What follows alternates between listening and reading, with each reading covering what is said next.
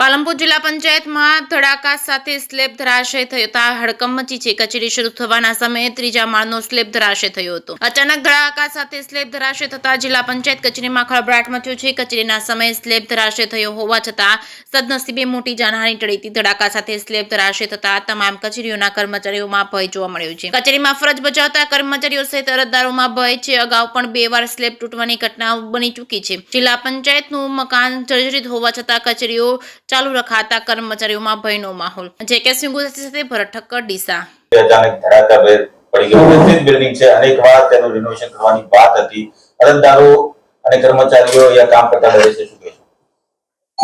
છજાનો લટકતા બીમનો જે છજુ છે પડ્યું છે।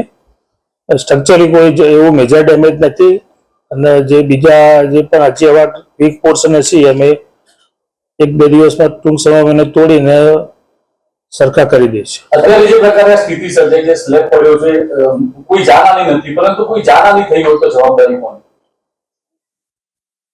જવાબદારી તો અમારી ફિક્સ થાય। કેટલું જૂની બિલ્ડિંગ કહી શકાય? બિલ્ડિંગ અંદાજે 45 વર્ષ પ્લસ જૂની બિલ્ડિંગ। સાહેબ, ખાસ કરીને જે સપોર્ટની દિવાલો છે, જે લોબીની અંદર તેને પણ અંદર મોટી તિરાડો પડી છે। કોઈ ટેકો લેવા જાય તો નીચે પડી જાય તેવી પરિસ્થિતિ છે। સપોર્ટની જે દિવાલો છે ને એ તો અમે કહેવાનો મતલબ એટલી ડેમેજ નથી, જે ડેમેજ થાય કે પડી જાય એવી નથી।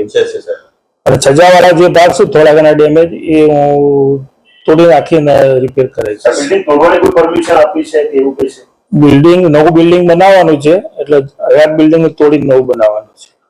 બીજી ચોથી વખત ઘટના બની, હજુ પણ તંત્ર ક્યાંક ઊંઘમાં હોય એવું જોવા મળી રહ્યું છે? ના, એની શિફ્ટિંગની પ્રક્રિયા ચાલુ છે અને અમે શિફ્ટ થઈ જવાના જ છીએ।